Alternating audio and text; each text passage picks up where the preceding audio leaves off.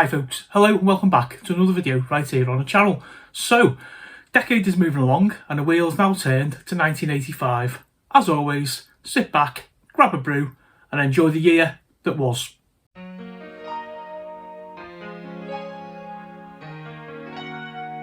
Okay folks, let's start the year with some famous births. Lewis Hamilton, Formula 1 driver and 7 times world champion. Wayne Routledge, footballer for Spurs, Villa and Newcastle amongst others. Actress Keira Knightley, Pirates of the Caribbean fame. X Factor Series 3 winner Leona Lewis. WWE champion wrestler Drew McIntyre. In-betweeners actor Blake Harrison. Actress Verity Rushmore. Wayne Rooney, Everton, Man United and England footballer. Jack Osborne, son of course of Ozzy. And Gary Cahill, footballer for Chelsea, Aston Villa and Bournemouth.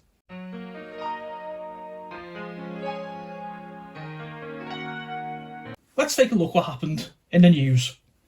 January saw the first mobile phone network in the UK launched by Vodafone. The Sinclair C5, designed by Sir Clive Sinclair, launches. And Margaret Thatcher becomes the first post-war Prime Minister to publicly be refused an honorary degree by Oxford University. In February, 9 people are killed in a multiple crash on the M6 motorway. 4,000 striking miners return to work, meaning only half the miners are now on strike. And Malcolm Fairley, the sex attacker known as the Fox, is handed 6 life sentences. Moving into March, the UK miners' strike officially ends after 1 year. Mohammed Al Fayed buys Harrods, and Norwich City beat Sunderland 1-0 at Wembley to win the League Cup. Rolling on to April, an 18-month-old boy becomes the youngest person in the United Kingdom to die of AIDS. Construction of Nissan's new factory begins in Sunderland, and Bernie Grant becomes the first black council leader elected to the Labour-controlled borough of Haringey in London. May sees Everton beat Queen's Park Rangers 2-0 and clinch the league title for the first time since 1970. Fire breaks out at Valley Parade in Bradford, killing 56 people and injuring another 200. Everton lifts the European Cup Winners' Cup, beating Rapid Vienna 3-1 in Rotterdam. Manchester United defeat Everton 1-0 to lift the FA Cup, and 39 football fans die and hundreds are injured in a Heysel disaster. Liverpool went on to beat Juventus 1-0 and lift the European Cup. Unfortunately, English clubs were then banned out of Europe for a few years after. June saw Birmingham unveil its bid to host the 1992 Summer Olympics. The 14th James Bond film, A View to a Kill, was released. This was Roger Moore's 7th and final appearance as 007, and police arrest 13 suspects in connection with last year's 1984 Brighton hotel bombing. In July, unemployment fell to 3.1 million, the best fall of the decade so far. Live Aid concerts in London and Philadelphia raise over £50 million for famine relief in Ethiopia, and the World Games takes place in London. In August, 5 people are found dead in the White House farm murders in Essex. The Sinclair C5 ceases production, selling fewer than 17,000 units in only 7 months, and 55 people are killed in the Manchester air disaster at Manchester International Airport. In September, Jeremy Bamber is arrested on suspicion of the murders at White House Farm in Essex. A riot in Brixton erupts after the accidental shooting of a woman by police. Closing the month out, Jeremy Bamber is re-arrested upon return from a holiday in France. He is formally charged with the 5 White House Farm murders. In October, PC Keith Blakelock is fatally stabbed during the Broadwater Farm riot in Tottenham, North London. MPs react to the recent wave of rioting, saying that unemployment is an unacceptable excuse for the riots.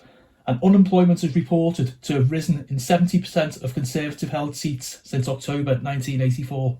November rolls round and the Queen Mother commissions the aircraft carrier HMS Ark Royal. The Anglo-Irish Agreement is signed at Hillsborough Castle, and department stores, British Home Stores and Habitat announce a £1.5 billion amalgamation. Closing the year out in December, Scotland secure World Cup qualification with a goalless draw to Australia in the playoff second leg in Sydney. Charitable organisation Comic Relief is launched, and former Thin Lizzy rock star Phil Lynott is rushed to hospital after collapsing from a suspected heroin overdose.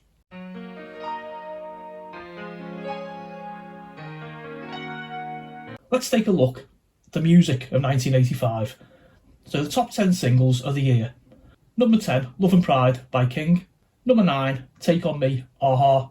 Number 8, A Good Heart, Feargal Sharkey. Number 7, Move Closer, Phyllis Nelson. Number 6, Dancing in the Street, David Bowie and Mick Jagger. Number 5, Frankie by Sister Sledge. Number 4, 19 by Paul Hardcastle. Number 3, Into the Groove, Madonna. Number 2, I Know Him So Well, Elaine Page. And number 1, selling record of the year is The Power of Love by Jennifer Rush. Moving on to the top 10 best-selling albums of the year. Number 10, The Secret of Association by Paul Young. Number 9, Hits 2 by various artists. Number 8, Now 5 by various artists. Number 7, Now the Christmas Album by various artists. Number 6, Now 6 by various artists. Number 5, Songs from the Big Chair by Tears for Fears. Number 4, Born in the USA, Bruce Springsteen. Number 3, Like a Virgin by Madonna. Number 2, No Jacket Required, Phil Collins. And the number 1 best-selling album of 1985, Brothers in Arms by Dire Straits.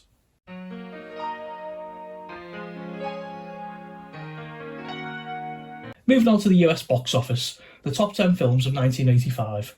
Number 10, Spies Like Us. Number 9, The Goonies. Number 8, Witness. Number 7, The Jewel of the Nile. Number 6, Cocoon. Number 5, Out of Africa. Number 4, The Colour Purple. Number 3, Rocky IV. Number 2, Rambo. And number 1, best-selling movie in the US box office for 1985, Back to the Future.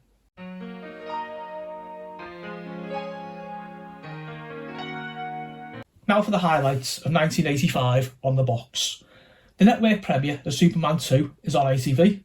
Dempsey and Makepeace debut on ITV. The Cosby Show starts on Channel 4. Miami Vice debuts on BBC One. The network premiere of An American Werewolf in London is shown on BBC One. EastEnders starts on BBC One. Max Headroom makes his debut on Channel 4. The World Snooker Championship final between Steve Davis and Dennis Taylor draws the highest ever BBC Two rating of 18.5 million viewers. US action series Street Hawk debuts on ITV. Murder, She Wrote makes its debut on ITV. The network premiere of The Rocky Horror Show debuts on Channel 4. Live Aid is televised around the world. Watchdog launches as a standalone programme on BBC One. Animated series The Transformers makes its debut on ITV's TVAM programme. Drama series Howard's Way starts on BBC One. Children's BBC is launched. World of Sport is broadcast for the last time. Roland Rat leaves ITV for the BBC. Open All Hours is broadcast for the final time on BBC One. The 1000th episode of Emmerdale Farm airs on ITV. Dating show Blind Date starts on ITV. A feature-length episode of Minder is broadcast on Christmas Day. The network premiere of Gandhi is shown on BBC One. And the BBC airs Gone with the Wind and The Magnificent Seven on New Year's Eve.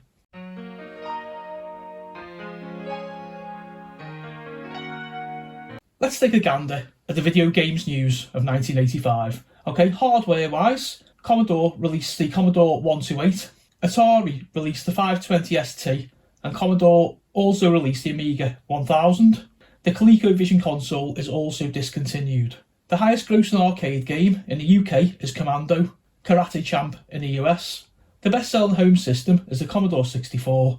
The best-selling video game of the year is Super Mario Bros. The best-selling home computer game of the year is Way of the Exploding Fist.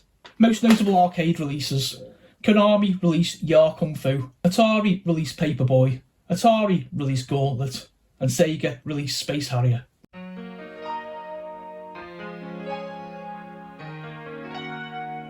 Let's see the year out with the deaths of 1985. Harry Catterick, footballer and Everton manager. Noelle Gordon, actress from Crossroads. Roy Plomley, radio broadcaster famous for Desert Island Discs. Politician George Brown, who was the deputy leader of the Labour Party. David Purley, Formula One racing driver. Frank Hampson, creator of the Dan Dare comic strip. Jock Stein, footballer and Celtic manager of the European Cup winning side of '67. And fashion designer Laura Ashley. That was 1985, folks. Join me next year as we see 1986 in and everything it had in store.